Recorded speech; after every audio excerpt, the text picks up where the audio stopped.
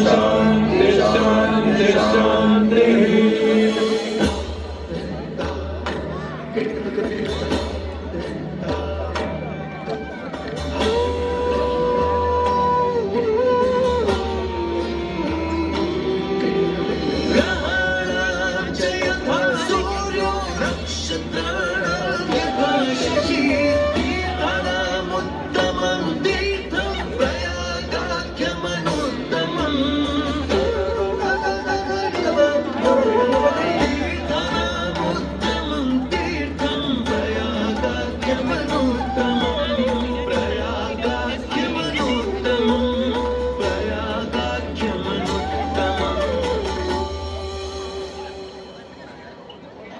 सूर्य ग्रहों में श्रेष्ठ है और चंद्रमा नक्षत्रों में श्रेष्ठ है।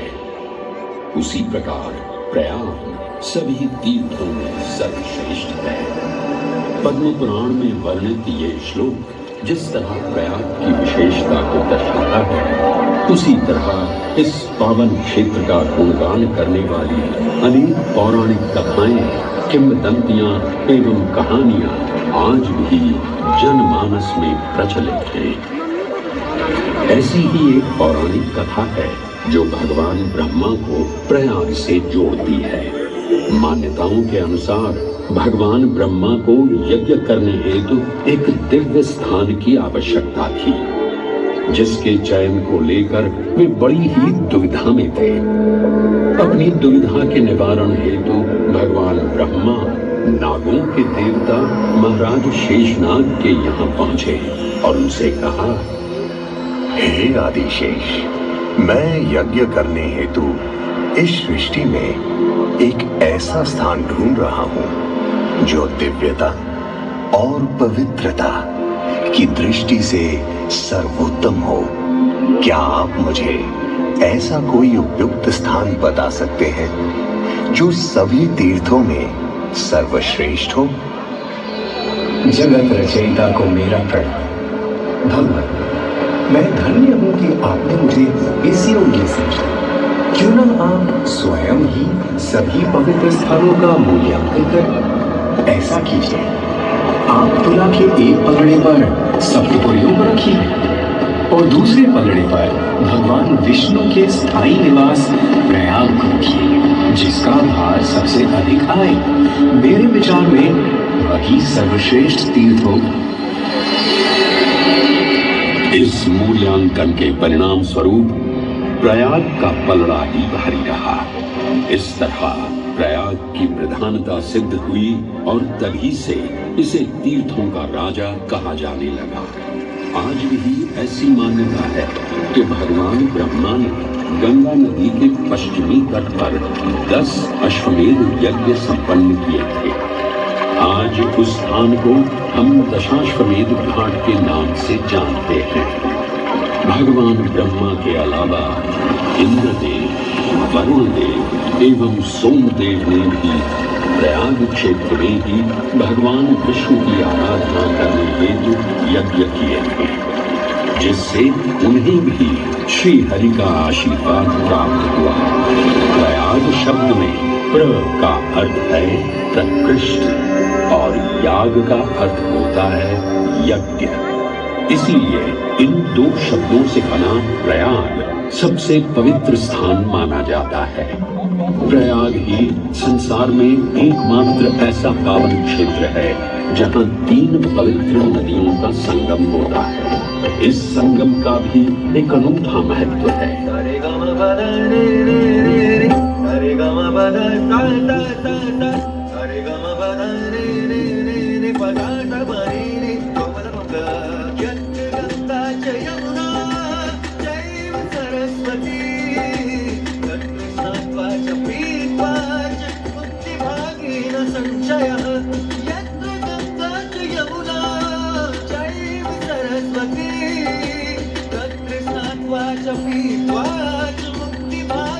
संशय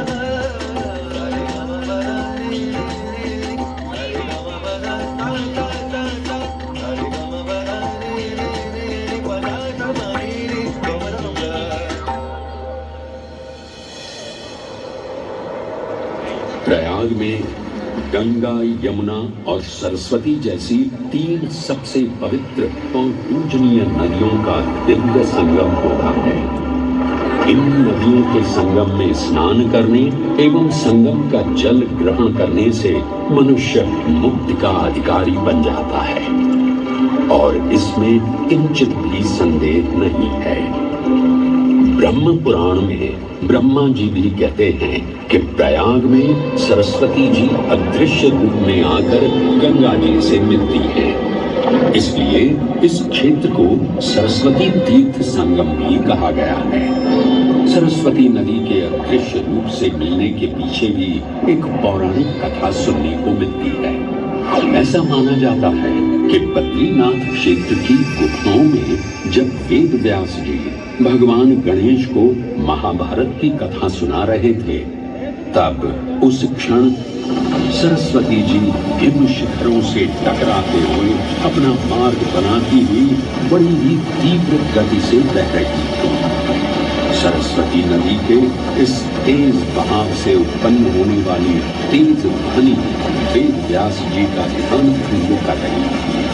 इसलिए महर्षि वेद व्यास जी ने सरस्वती जी से वेग और ध्वनि को कम करने का आग्रह किया, परंतु उनके अनुरोध उपरांत भी जब सरस्वती नदी के वेग एवं ध्वनि में कोई कमी नहीं हुई, तो उन्होंने क्रोधित होकर सरस्वती जी को श्राप दे दिया और कहा कि वे अब धरती के भीतर यानी कि पाताल लोक में प्रवाहित होंगी। तब से ये माना जाता है कि हिम शिखरों से उद्गमित हुई सरस्वती नदी उत्तराखंड के माना गांव से आगे अपने अदृश्य रूप में प्रवाहित होती है। आगे चलकर यही अदृश्य रूपी मां सरस्वती प्रयागराज में गंगा एवं यमुना नदी से मिलकर त्रिवेणी संगम को पूर्ण करती है।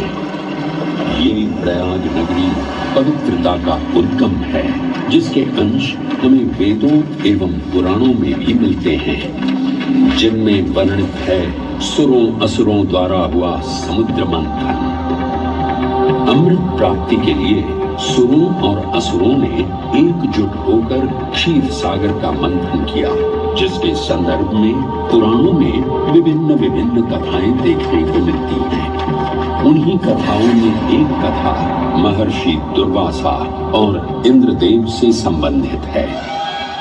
इस कथा के अनुसार ऋषि दुर्वासा ने इंद्रदेव से प्रसन्न हो उन्हें पारिजात पुष्पों की एक दिव्य माला भेंट की, जिसे इंद्रदेव ने साधारण पुष्पों की माला समझ स्वयं धारण न कर उसे अपने वाहक गजराज ऐरावत के मस्तक पर रख दिया। पल भर में गजराज ने वो माला धरा पर गिरा उसे अपने पैरों तले रौंद दिया। ऋषि दुर्वासा से ये अपमान सहन न हुआ और उसी क्षण क्रोधित हो उन्होंने इंद्रदेव को श्राप दे दिया। ए अहंकारी इंद्र, तेरा इतना दुस्साहस कि तूने मेरा अपमान किया। जिस वैभव एवं शौर्य पर तू इतरा रहा है, क्षण भर में ही तेरा ये वैभव, प्रतिष्ठा, शक्तियां सब नष्ट हो जाएंगी। मैं अत्रि पुत्र दुर्वासा समस्त देवगणों को श्रीहीन होने का श्राप देता हूं।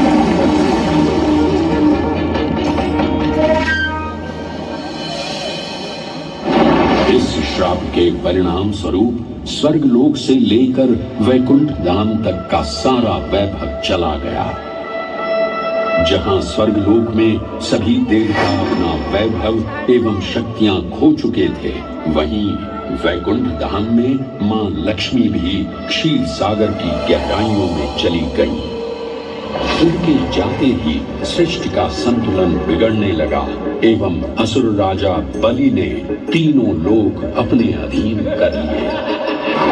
ये सब देखकर सभी देवतागण अपने श्राप के निवारण हेतु भगवान विष्णु की शरण में जा पहुंचे और कहने लगे, हे पालनहार, हे स्वामी, अब आप ही हमें इस श्राप से मुक्त होने का मार्ग बता सकते हैं, अन्यथा हम अपनी शक्तियों से सदैव वंचित ही रहेंगे और युद्ध में कभी भी असुरों का सामना नहीं कर पाएंगे।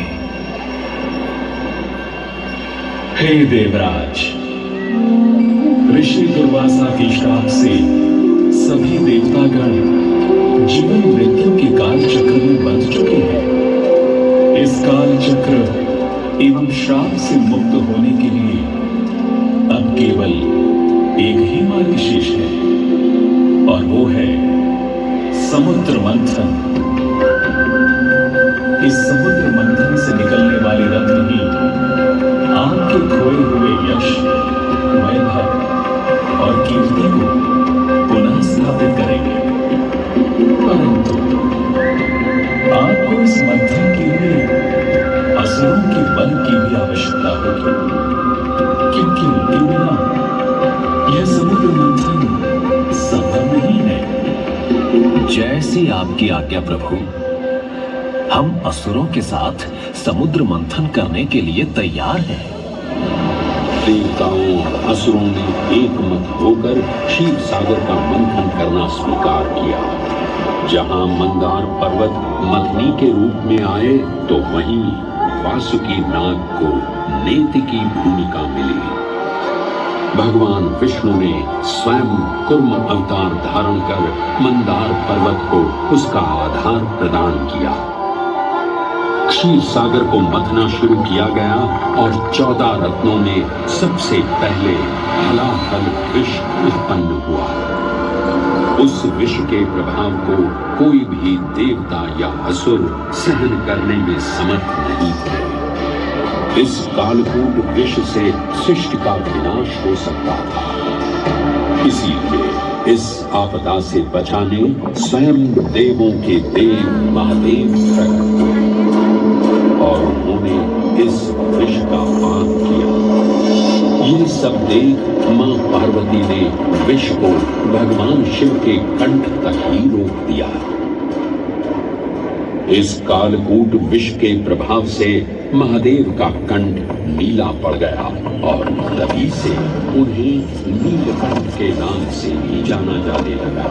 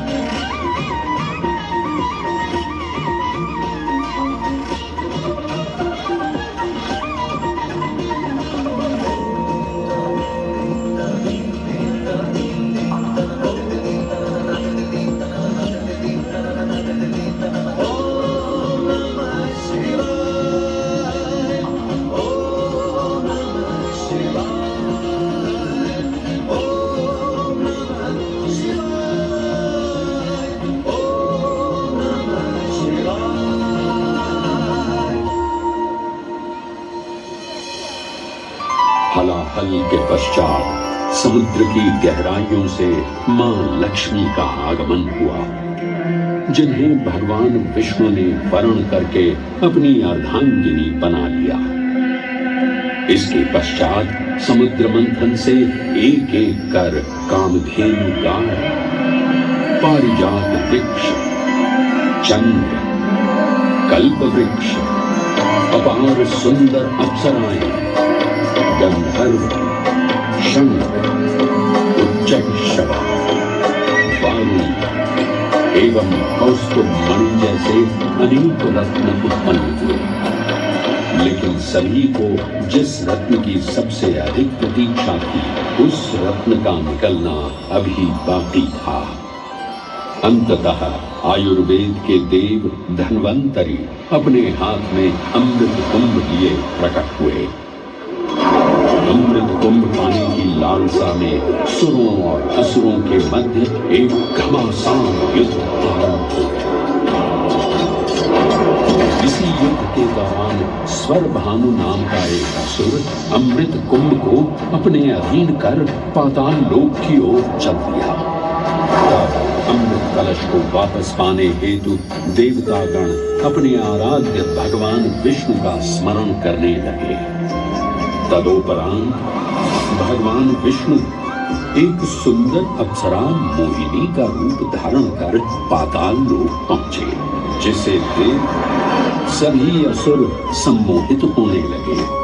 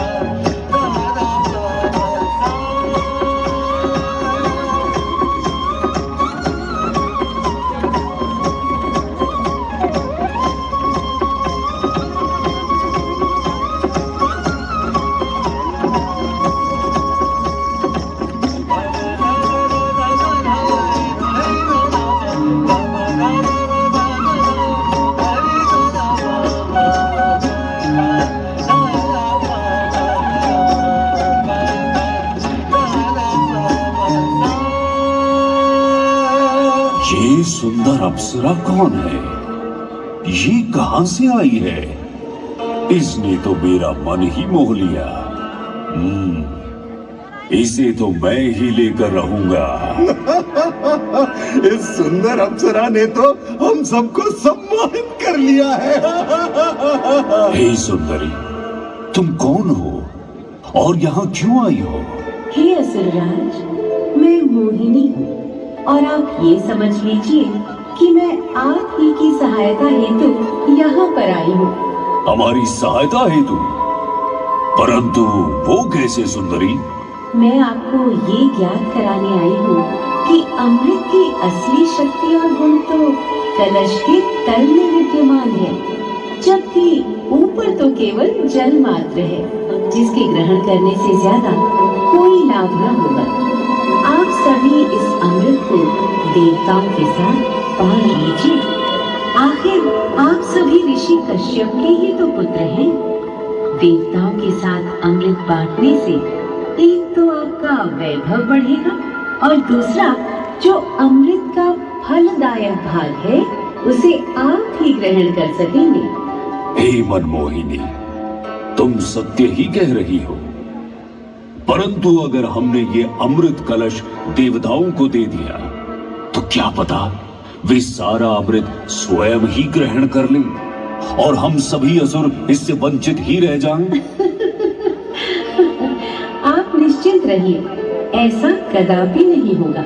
मैं स्वयं ही सभी सुरों और असुरों को अमृत पान करवाऊंगी और साथ ही साथ ये सुनिश्चित भी करूंगी कि अमृत का फलदायक भाग आप सभी को ही प्राप्त हो। बस फिर क्या था, भगवान विष्णु की अपरंपार लीला आरंभ हुई। जहां एक ओर सभी देवतागण विराजे तो वहीं दूसरी ओर सभी असुर। मोहिनी रूप धारण भगवान विष्णु एक एक कर सभी देवताओं को अमृत पान करवाने लगे, जिससे वे पुनः अपनी शक्तियां प्राप्त कर सके। परंतु स्वरभानु नाम का असुर जल्द ही भगवान विष्णु की ये चालाकी भांप गया और चुपचाप देवता वेश धारण कर उन्हीं के बीच में जाकर विराजमान हो गया। तब जैसे ही मोहिनी स्वरभानु को अमृतपान कराने हेतु अग्रसर हुई, ठीक उसी क्षण सूर्य एवं चंद्रमा स्वरभानु का असली रूप पहचान गए। ये ज्ञात होते ही भगवान विष्णु अपने मूल रूप में परिवर्तित हो गए और अपने सुदर्शन चक्र से स्वरभानु का सिर धड़ से परंतु तब तक अमृत की 2 बूंदें स्वरभानु के कंठ से उतर चुकी थी, जिसके चलते वो अमरत्व प्राप्त कर चुका था। इस तरह स्वरभानु के कटे हुए सिर के भाग को राहु का नाम मिला और धड़ को केतु के नाम से जाना जाने लगा। माना जाता है कि प्रतिशोध की ज्वाला में ज्वलित राहु एवं केतु सूर्य एवं चंद्रमा पर ग्रहण लगाते हैं। इस प्रकार सूर्य और चंद्र पर ग्रहण लगना राहु और केतु का प्रतिशोध माना जाता है। भगवान विष्णु की ये लीला देख सभी असुर अचंभित हो उठे। इससे पहले कि वे कोई प्रतिक्रिया दे पाते, भगवान विष्णु के वाहन पक्षीराज गरुड़ ने शीघ्रता से अमृत कलश को उठा लिया और अपने साथ लेकर स्वर्गलोक की ओर उड़ चले।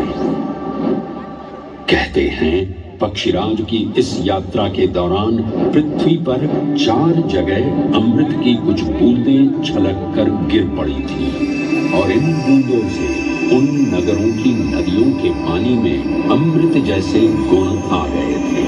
वे 4 स्थान हरिद्वार, प्रयाग, उज्जैन एवं नासिक है और यही कारण है कि इन 4 नगरों में कुंभ का पर्व मनाया जाता है।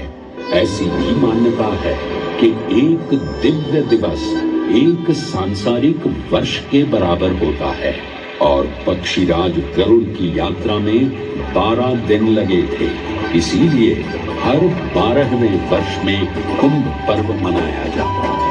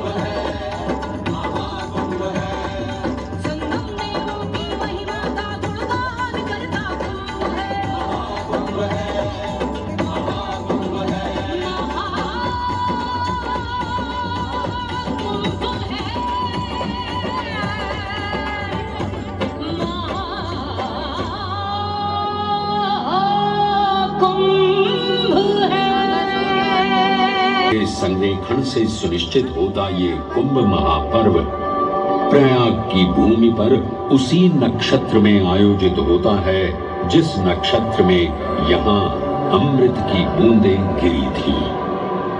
गणनाओं के अनुसार जब बृहस्पति वृषभ राशि में और सूर्य चंद्रमा मकर राशि चक्र में प्रवेश करते हैं तब प्रयागराज में कुंभ पर्व आयोजित किया जाता है। सनातन धर्म की प्राचीनतम धरोहर माना जाने वाला ये कुंभ पर्व भारत ही नहीं बल्कि विश्व भर से आए करोड़ों श्रद्धालुओं का स्वागत करता है। कुंभ पर्व केवल एक पर्व ही नहीं बल्कि एक तीर्थ का अवसर भी है जहां लाखों करोड़ों श्रद्धालु कल्पवास के नियमों का पालन करते हैं। पौष पूर्णिमा से लेकर माघ पूर्णिमा तक चलने वाले कल्पवास के दौरान तीर्थालु सांसारिक सुखों को त्याग कर तपस्वी संतों की तरह कुटिया में रहते हैं। उनकी दिनचर्या ब्रह्म मुहूर्त में गंगा स्नान से शुरू हो संध्या वंदना और भजन कीर्तन जैसे आध्यात्मिक कार्यों के साथ रात्रि तक समाप्त होती है। श्रद्धालु दिन में केवल एक ही बार भोजन ग्रहण कर मानसिक रूप से धैर्य, अहिंसा और भक्ति भाव में लिप्त रहते हैं। ऐसी मान्यता है कि जो कल्पवासी मोक्ष की अभिलाषा लिए कुंभ पर्व में कल्पवास के नियमों का पालन करते हैं, उन्हें मोक्ष अवश्य ही प्राप्त होता है।